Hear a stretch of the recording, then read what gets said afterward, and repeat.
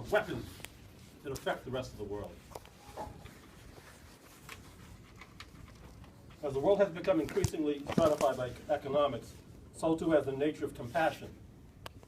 Increasingly, compassion is colored by one's wealth. We cut taxes primarily by taking away resources we have traditionally provided for families. We have continued to shrink monies given to those who cannot afford a place to live, or nutritious food, or who cannot afford to go to college without assistance. We take the resultant savings and give them to those who are least in need, such that now even the great American middle class is now disappearing.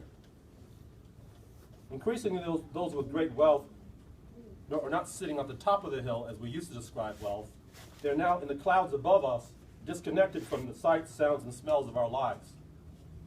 Their eyes are focused on those who are above them who have even greater wealth. Our plight does not concern them, since they have been encouraged to see us as somehow different human beings. Some of them are so disconnected from our reality that in recent years, several billionaires have come out to complain that they do not deserve this negative image. And then in turn, they turn the tables by saying that in fact, poor people are not being oppressed, it's the wealthy who are being oppressed. So clearly great wealth does not mean inner peace, does not mean generous souls. To achieve inner peace, you must actually give your life to and for others. And to give your life, you must interact with the world around you. Peace will not occur merely looking inward or only interacting with those who are like you. In the U.S., too often when we speak of building relationships between groups who differ from each other, we set our goal to build tolerance. We're taught that tolerating other groups is the measure of success. Less often do we hear of brotherhood, sisterhood, togetherness, love, caring. Tolerance. What a weird goal. Who actually wants to be tolerated? Tolerance can be achieved by merely existing alongside others, with little interaction, with little intersection. Indeed, tolerance is a relatively easy thing to achieve.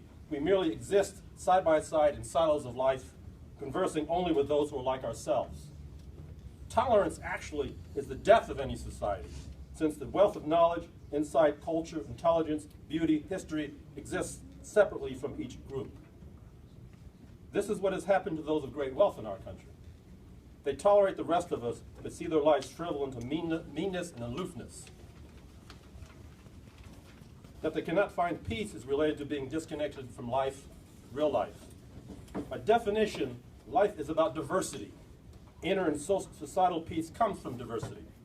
Much of the war and conflict in the world ultimately comes back from a lack of inner peace, being isolated from the full range of what it means to be a human being, thus being isolated from a diverse life.